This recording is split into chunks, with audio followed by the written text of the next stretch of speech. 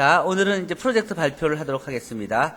저 제일 먼저 4조 오동열 군과 원지희 양이 수학사 연표에 대해서 만든 내용들을 발표를 시작하겠습니다. 네, 안녕하세요.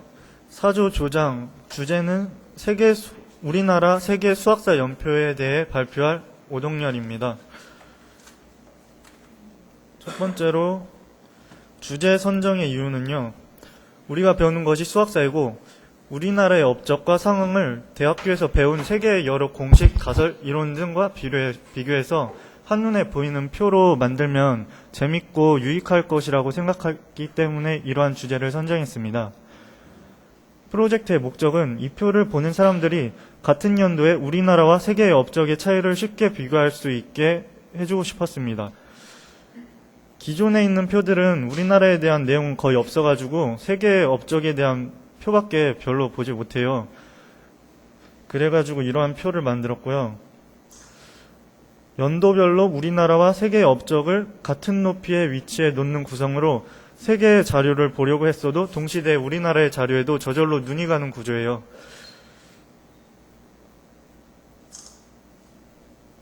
이러한 표를 만들어서 중고등학교 때 그런 학생들을 위해서 이러한 표를 보고 공부하면 조금이나마 도움을 주려고 만들었고요.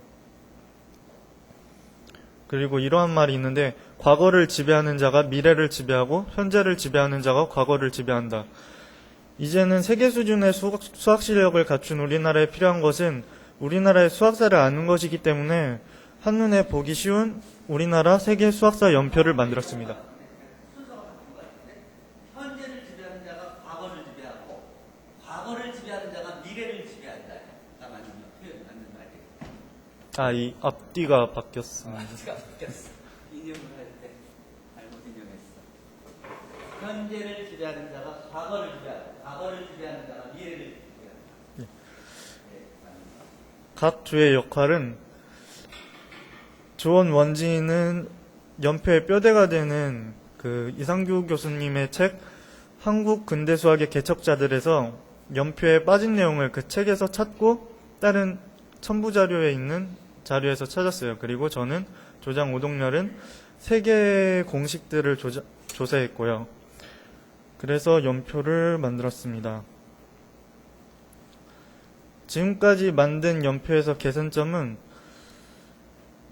자료를 더 찾아서 더하면 더 좋은 연표가 될 거라고 생각했고 무엇보다 가장 우선시되어야 할 점은 자료를 보기 쉽게 만들어야 한다는 점. 네, 이게 프로젝트 결과물인데요. 오늘 발표 지금 듣고 있는 내용들을요. Q&A 발표 어쨌든 Q&A에다가 지금 코멘트들을 달도록 하세요. 잘한 거 못한 거 개선할 거 뭐 해서 의견을 달도록 하세요.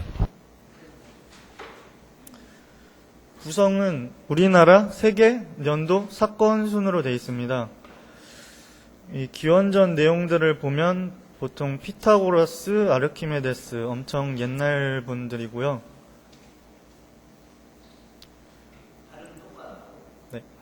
네. 옛날 내용에는 옛날에 보면 우리나라의 업적들을 보면요. 각종 역할을 맡는 기관들을 설치하고 시간을 위주로 직책을 만들어서 그에 대한 업적들이 많아요. 시간을 중요시했고 천문 박사 이런 것도 만들어서 임명을 많이 했다고 표에 많이 나와 있어요. 앞부분 이런 내용이고요. 이럴 때 우리나라는 계속 천문학, 그런 업적에 천문학과 시간에 투자를 많이 했는데요. 이때 다른 나라는 이런 세계적으로 유명한 법칙들이 나오기 시작하죠. 우리나라는 처음에는 계속 천문학 그런 내용이에요. 그러다가 이것도 시간 한 1400년대부터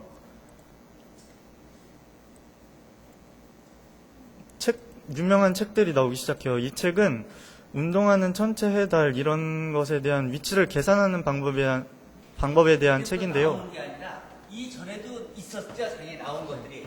그 책이 지금 우리 손에 없는 거지. 그 전에 안 나온 게 아니에요.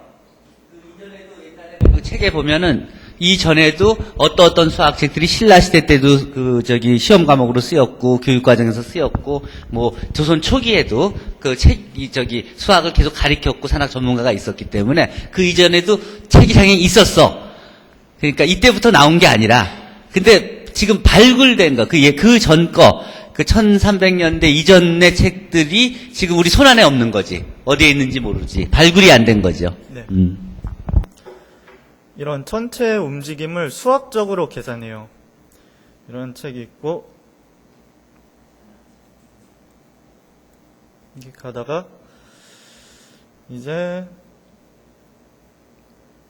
1500년대 4차 방정식의 근해 공식 나오고, 코사인 법칙이 나오고, 우리나라는 일본의 침략을 받아요, 이때.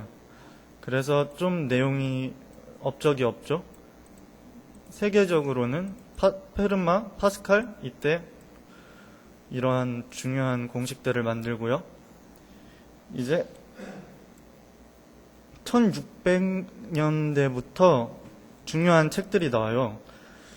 산학계몽, 구일집, 구수략 다 수학책들인데요. 산학계몽은 원나라에서 수입한 산학서예요.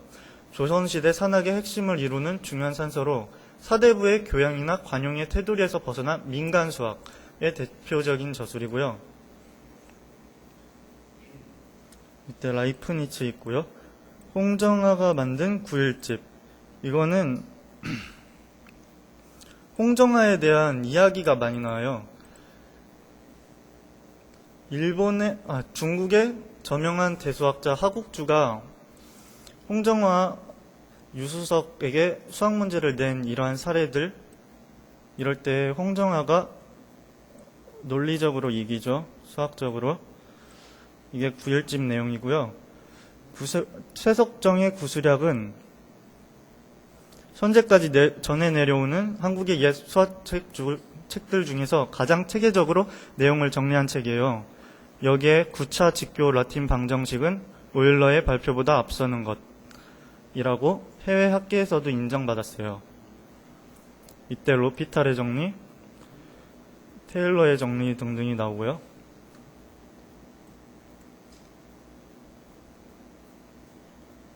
비퐁의 바늘 문제는 우리 Q&A에도 올라왔었죠. 수업 시간에도 배웠었고.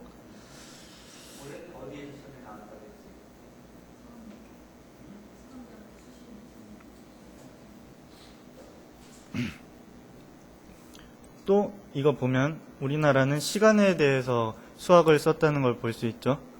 누주통이로 원리를 해설하는데 수학적으로 쓰였어요. 그리고 이럴 때 1800년대 가우스가 중요한 업적들을 만들고요.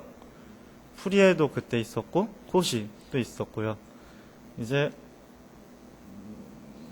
이때 좀 세계 업적이 많죠. 그린의 정리, 미분학에서 배우는 거. 그리고 이제 1850년대 이상혁, 남병길, 조이순이 중요한 업적들을 내요. 차근방몽구라고 외래의 대수방정식, 차근방에 대한 해설서예요. 이건 전통적인 산학자의 손으로 이루어진 서양 수학에 관한 유일한 연구였다는 점에서 주목을 끌어요. 새로운 추세를 짐작할 수 있고요. 이상혁의 산술관견, 자신의 연구 결과를 실은 책인데요. 여러 가지 내용이 있죠. 저기 지금 보니까 쭉 연보를 쓰는데 사람 이름들이, 수학자 이름들이 많이 나오잖아요. 저 수학자 이름들을 지금 번역을 나름대로 해서 일관성이 없는데 저런 경우에는 원어를 같이 써줘요. 그러니까 우리말로 제대로 표현되지 않는 경우에. 뭐 크레머의 법칙을 크르메르의 뭐라고 해놓고 저것도 리우빌도 사실 리우빌이라고도 하고 루이빌이라고도 하고 하는데 원어를 같이 써주는 게 이게 왜냐하면 저게 왜 저런 현상이 생기냐면 다 우리는 영어를 읽을 때 미국식으로 영어를 읽지요. 읽는 거, 배우기를. 근데 유럽 사람의 이름을 자기 나라에서 부르는 이름하고 미국 영어로 부르는 게 다르죠. 같은 게. 그러니까 발음이 다르다고요. 독일 사람이 부르는 거하고 스위스 사람이 부르는 거하고 영국 사람이 부르는 발음하고 미국 사람이 읽는 게 다르다고. 그렇기 때문에 이게 막 헷갈리는데 원칙은 뭐냐면 그 나라 사람이 부르는 발음으로 그걸 불러주는 게 맞아요. 근데 그게 구분이 잘 안 되지. 그러니까 처음에 저렇게 막 이렇게 루피니 포이어 바흐 이런 거 할 때 그게 우리한테 익숙해지기 전에는 처음에는 원어를 쓰고 그다음에 우리말을 써주고 좀 익숙해지면은 우리말을 앞에 놓고 원어를 갖다 놓고 그리고 원어가 없어도 그 사람이 혼돈이 되지 않을 때는 그런 정도가 되면은 원어를 없애고 하는 단계를 거쳐가면서 여러 가지 그 절차를 거쳐가야 돼요. 근데 우리는 그냥 한 번에 다 하려고 그러니까 서로 컨센서스가 이루어지지 않지. 그러니까 컨센서스가 이루어지는 그 단계를 거쳐서 이 역사가 다 정리가 돼야 돼요, 사실은. 네. 그리고 남병길의 양도의 도설. 이거는 천문학 책인데요. 양도이라는 발명품에 대한 책이에요. 이 책은 그 천문학적 그 계산을 하는데 구면삼각법이 쓰였어요. 그리고 또 무이해. 이 책은 논문인데요. 방정식의 연구로 유명한 청나라의 이해가 차근법, 즉 유럽계의 방정식 해법이 천원술에서 나온 것이기는 하지만 소거법이 다르다고 한 것이 있는데요. 그것에 대한 논박이에요.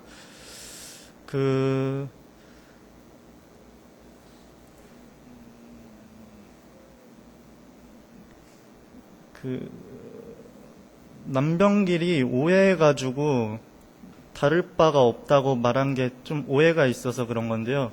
어쨌든 이와 같은 논문을 내놓았다는 한 가지만으로도 조선시대의 대표적인 수학자로서 일면을 잘 보여주고 있어요.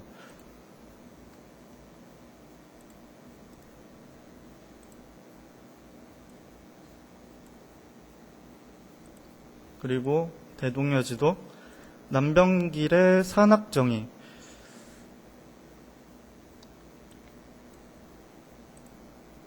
상편에는 도량형, 잡률 등등의 기초 계산법이 들어있고요.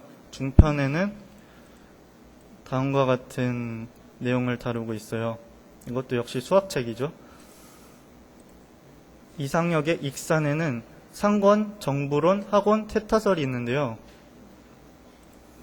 퇴타설은 신갈의 급수부터 주세거래, 사원옥관과 수시력에 들어있는 계차수열의 합을 포함하는 유한급수론을 합장하여 구조적으로 다루고 있죠. 이럴 때 자연상수가 초월스윙을 증명하는 게 프랑스에서 나오고요. 자, 아까 위에 조선산학에서는 아까 이상역의 익산하고 홍정하, 이상역과 홍정하를 가장 우수한 그런 수학자들로 쳐요.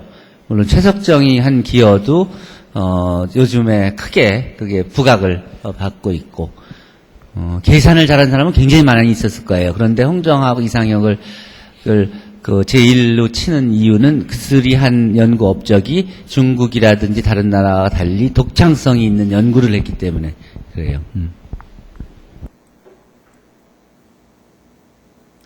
그리고 1886년 헐버트가 와서 최초로 근대식 수학 교육을 시작하죠. 그 이전에도 그 근대식 수학 교육이 1886년 이전에 있었죠. 배제학당이라든지 이화학당이라든지 그런 데서도 가감승제부터 시작해서 근대식 수학 교육을 한 데가 있죠. 근데 이제 그런 데는 초등학생, 그러니까 어린애들 모아놓고 시작한 거라고 한다면 저 관립학교는 저거는 어떤 거냐면 이미 공무원 중에서 똑똑한 사람들 뽑고 또 일반 일반인들 중에서 똑똑한 사람을 선발해서 그래서 성인이 된 사람들한테 중등 교육을 한 거니까 그리고 그 사람들이 바로 거기를 마치고 그 다음에 고급 관리로 일하는 그런 거니까 레벨이 다른 거죠. 그렇게 하기 위해서 저 허버트를 고종이 미국 정부에 부탁을 해서 우수한 선생님을 파견해달라고 추천을 받아서 온 사람이에요. 저 사람뿐만 아니라 저 사람하고 같이 세 명 다가 다 미국에서 아이비리그 대학을 나온 그리고 대학원을 다니고 있던 그런 아주 우수한 그러니까 교육받은 그냥 선교사가 아니라 이 학부를 아주 고급 교육을 받은 그리고 대학원 교육까지 받은 사람들이 와서 근대 교육을 처음 시작했고 원래 그 시작은 저게 언어가 안 통하니까 로얄 잉글리시 스쿨이라 그래서 이제 영어 학교였어요. 육영 학원인데 영어를 가리키는 그런 학교라 그래서 국립 왕립 학교 같이 해서 만든 거죠. 거기서 고급 인력들을 이제 키우면서 당연히 그러니까 이제 영어도 가리키지만 과학도 사회도 가리켜서 그때 만든 교과서가 허버트의 우리나라의 교과서 시리즈가 저 때부터 만들어져서 지리책, 우리가 세계를 너무 모르니까 사회 부도 같은 것들도 만들어지고, 그리고 여러 가지 한국을 그러니까 세계를 한국에 소개하고, 또 한국을 세계에 소개하는 그런 교육들이 기본적으로 이루어졌고, 그게 언어를 통해서, 그러면서 자연스럽게 우리나라가 부족한 과학기술을 가리켜야 되고, 과학기술을 가리키기 위해서 수학 기초를 가리켜야만 됐던 거죠. 그게 관립학교로 처음 이런 소리예요. 관립학교에서 근대식 수학 교육이 시작된 게. 그리고 이거는 교육을 시작한 거고, 정규 교육과정에 수학이 필수 과목으로 들어간 게 1895년에 우리나라 정규 교육과정에 수학과 과학이 필수 과목이 되는 거죠. 계속하세요. 예. 네. 그리고 1888년에 이상설의 수리를 발간합니다. 수리는 98쪽 이전 1888년에 수리를 발간한 건 아니에요. 저기 뒤에 1899년에 완성됐다고 그러듯이 저게 몇 년도에 끝났다 이거는 없는데 무슨 술해년에 완성됐다 이렇게 돼 있어요. 근데 기록에 의하면 1880년대 중반부터 수리를 계속 서양 수학책을 계속 공부를 하면서 주위에 가르쳐주면서 서양 수학을 공부를 한 거예요. 근데 그 과정에 나라가 여러 가지 일들이 있었지요. 과거도 시험도 받고 또 성균 관장도 하고 등등. 그러고 나서 관직에서 조금 여유가 생겼을 때 그 책을 마무리 짓고 마지막 페이지에다가 돼지해와 개해가 이어지는 겨울에 마무리를 했다. 그래서 써놓은 게 있어요. 그걸 찾아보면 1887년이나 1899년이 바로 개해, 돼지해가 만나는 그때인데, 근데 1886년에 완성됐을 거라고는 추측할 수 없기 때문에, 시작은 그때쯤 했을지 모르지만, 마무리는 1899년에 완성을 했다고 그렇게 추측하는 거예요. 그렇게 판단하는 거예요. 거기서 사료에 근거해서. 그러고 나서 1900년에 산술 신설을 완성해서 발간하게 되죠. 그러니까 아마 그 책을 발간하기 전에 이 책을 마무리 짓고 그 다음에 교과서, 수학 교과서를 마무리하기 시작했던 것 같아요. 예. 수리의 97쪽 이전의 내용은 1890년에 남순이는 저렇게 쓰지 않았어요. 남순이는 1900년에 산술신설과 처음 교과서가 나온 다음에 1900년 2달 후에 남순이가 정선산학을 쓴 거예요. 저거는 검토를 좀 더 해야 되겠다. 저거는 1900년이에요. 1900년 저거는 9월, 8월, 9월쯤 돼요. 이상서 선생이 산술 신서가 처음에 저자가 있는 첫 번째 교과서로 7월쯤에 그걸 쓰고 있으니까 남순이는 그러니까 이상서 선생은 이미 과거 대과를 우수한 성적으로 붙은 성균관 교수 관장을 거치고 한성사범학교 교관을 하고 세자 시독관을 하고 뭐 고위직을 다 거친 아주 고급 인력이었고, 남순이는 이제 구급 공무원, 기술직 공무원으로 있던 사람이 일본의 기술자로 이제 기술을 배우러 갔다가 거기서 수학을 배워갖고 1890년대 후 말기에 들어와서 그때 이제 적당한 직업을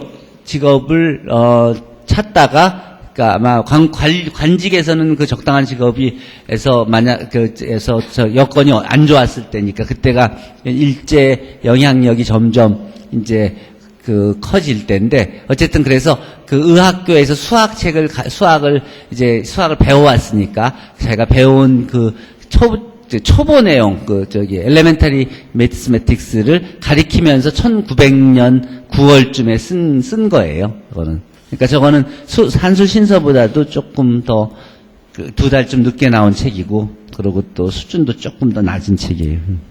네. 이상서 선생님의 수리는 98쪽 이후는 수리 정운이나 이전의 동양산수와는 다른 내용입니다. 여기서 수리가 수리 정운의 단순 복사가 아니라 나름대로 다른 내용이 아니에요. 다른 내용이 아니라 98쪽 다른 내용이 아니라 98쪽 이후는 앞부분은 수리 정원을 쭉 빠르게 공부해 가서 요약해 놓은 거고, 뒤쪽에 그래요. 네. 네. 이때 이상서 선생님은 헐버트와 교분을 갖게 되었으며 그를 통하여 서양 과학, 특히 서양 수학에 관한 새로운 정보를 얻었다는 기록을 확인할 수 있게 해주는 책입니다.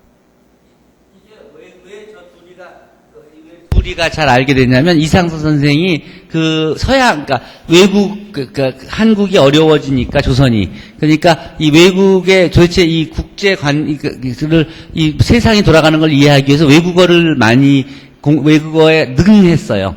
그래서 한국어, 중국어, 일본어, 러시아뿐만 아니라 영어, 독어, 불어 이런 걸 다 읽으셨었어요. 그래서 고종의 통역을 해주기 위해서 허버트하고 고종이 교육 자문을 하는데, 그 통역을 하는 거에 하게 되는 이런 인연으로, 그래서 계속 만나서 그러면서 교분을 갖게 됐고, 그러면서 서양 과학, 도대체 한국이 발전하려면 어떤 부분, 뭐가 제일 부족한가 하니까 과학기술이, 무기가, 이런 산업이 떨어져 있으니까 그 과학기술을 그걸 발전시켜야 되겠다. 그래서 그러려면 뭘 해야 되냐. 그러니까 과학을 배워야 된다. 그럼 과학을 배우려면 그러면 어떻게 해야 되느냐. 수학을 먼저 배워야 된다. 그래서 과학, 특히 수학에 관심을 갖고 수학 책도 쓰시고 수학에 더 관심을 갖고 가르치시고 그러셨던 거예요. 그런 인연으로 허버트와 교분을 갖게 된 거예요. 통역관으로. 이제 근대 시대로 들어와서 가보경장이 있었습니다. 이후 신교육이 실시되었고요. 1895년 이상서 초대 성균관장으로 임명.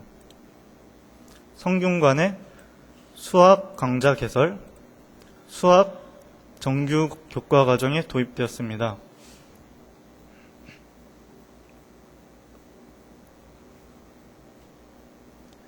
이제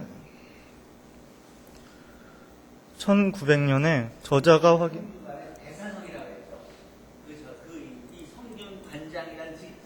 성균관장이란 직제가 생기기 전에는 성균관 대사성이라고 했는데, 이제 이 성균관을 고등교육기관,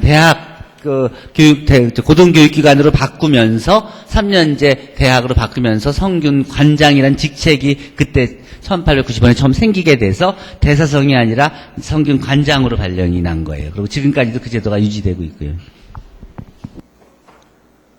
그리고 1900년에 저자가 확인된 최초의 군대 수학 교과서 산술신서에 대한 내용은요, 일본인이 만든 근세산수를 번역한 책인데요. 중학교용 교과서예요. 내용은 다음과 같고요. 새로운 가로쓰기를 시도한 것은 시각상의 습관에 대한 도전에서 끝나지 않고 형식과 방법 면에서도 유럽 수학을 본받으려는 적극적인 자세의 반영이기도 하다고 평가받고 있어요. 네. 근데 1906년에 이상설 선생님이 서전서숙을 설립하시고 이상익 선생님이 초등 근세상술, 이민우 선생님이 산술교과서, 이상설 선생님이 근세대수, 근세상수를 쓰시고요. 이제 일제강점기가 돼요. 이때는 공업 전습소를 경성고등공업학교로 승격 후 이곳에서 최초로 미적분학 강의가 했을 것이라고 추측되고 있어요. 연희전문학교의 수물과가 1회 입학 강좌 개설되고요.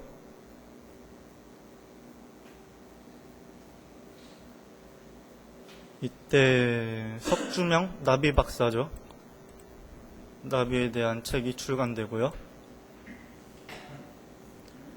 1945년 경성대학의 이학부 수학과가 개설되고요. 이제 일제강점기가 끝나고 대한민국이 되고 1946년 조선수물학회가 창립되고 최초의 수학 석사학위 취득자가 생기고 아니지. 저 다 얘기 엉터리가 됐어. 그 책을 전혀 읽지 않았네.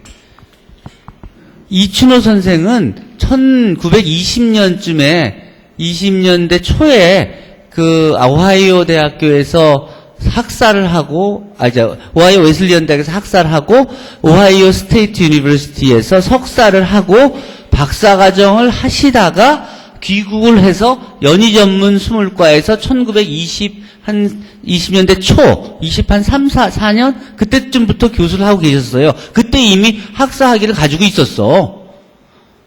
그러니까 이춘호 선생은 1910년대에 이미 1920년 약간 전에 이미 석사 학위를 하셨어요. 수학 박사가 벌써, 우리나라 최초의 수학 박사가 1938년도인가 나왔으니까, 저분은 1920년쯤에 석사 하신 거예요. 네.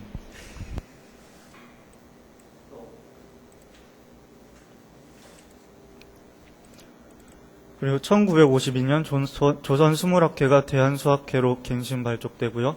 갱신 발족이 아니라 나눈 거예요. 조선수물학회가 그 대한수학회와 대한물리학회로 둘로 나눈 거예요. 네, 그전에는 수물과 중심이었으니까, 대한수학회와 대한물리학회로, 이게, 분리해서 새로 이제 다시 태어나게 되죠. 예. 그리고 산수라는 수학 교과서가 나오고요. 1957년 이임학 선생님이 슈발리가 발견한 군의 구조 정확히 밝힌 논문 발표되고요. 교과서는요, 우리말로 된 교과서는 일제시대 때는 없었지만은 산수가 1946년부터도 있었어요. 그때는 군정청에서, 미군정청 발간으로 해서 산수책이 있었어요. 그쵸? 1940년대에도 해방되고 나서 초등학교 수학을 안 가르쳤을 리가 없잖아요. 교과서가 그때부터 있었죠. 근데 자연스럽게 1954년도에는 이제 그거에서 어느 게 발전을 했겠지. 문교부에서 뭘로. 아마 이때는 이제 칼라 책이 나오기 시작했을 거예요. 그죠? 1940년대에는 막 그냥 이런 시험지 같은 데다가 그냥 이렇게 등사하듯이 그렇게 만든 책들로 전쟁 때 배우고 6.25 때도 그랬을 거고. 근데 6.25가 1953년에 끝나고 이제 54년부터는 이제 아주 양질의 그런 책들이 나오기 시작했겠죠. 예. 그리고 1959년 홍임식 선생님이 최초 여성 수학 박사 학위를 받고요. 1960년에 이임학 선생님이 리그룹 발표하시고요. 이때 각종 창간호들이 나왔다고 써져 있고요. 이때 운호 교수는 홍임식 선생님의 지도 교수님이세요. 그래서 같이 지은 책들이 좀 있어요. 급수인문, 라플라스 변환. 운호 교수는 공식적인 지도 교수는 아니에요.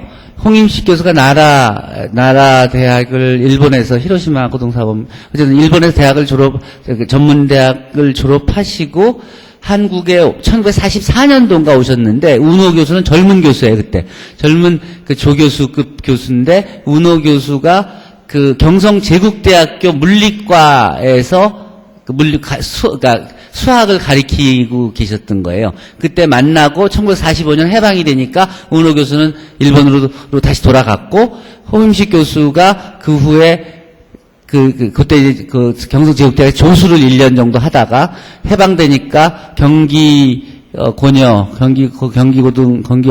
여자 중학교에서 선생님을 하다가 어수선해지고 하니까 운호 교수를 따라서 일본으로 가서 그래서 운호 교수는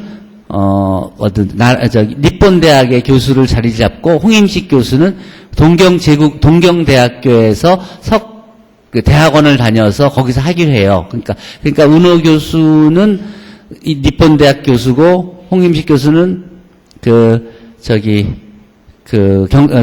동경대학교에서 박사를 했으니까 직접적인 지도 교수는 아닌데 그 이전에 학살하고서는 조수할 때부터 일본에 올 때 정착할 때 또 강의할 때 그런 지속적으로 도움을 주고 그리고 또 학문적으로도 조언을 주고 하면서 나중에 코워크를 같이 많이 해요. 근데 직접 지도 교수는 아니고 이제 은사가 되고 그리고 코워커가 더 맞죠.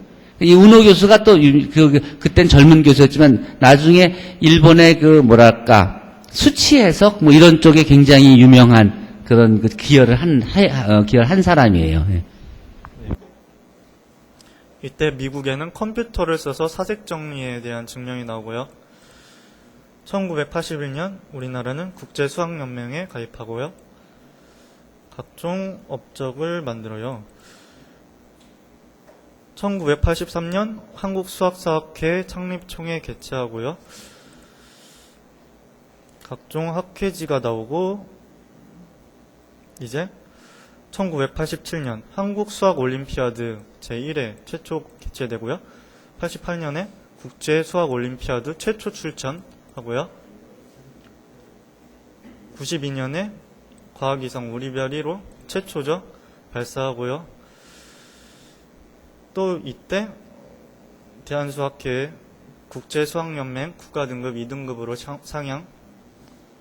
또 이 동시대에 페르마의 마지막 정리 증명되고요. 96년 고등과학원 설립. IMU 인터내셔널 매스 유니온 거기에 등급이 어떤 의미가 있냐면 그러니까 1, 2, 3, 4, 5등급이 있어요.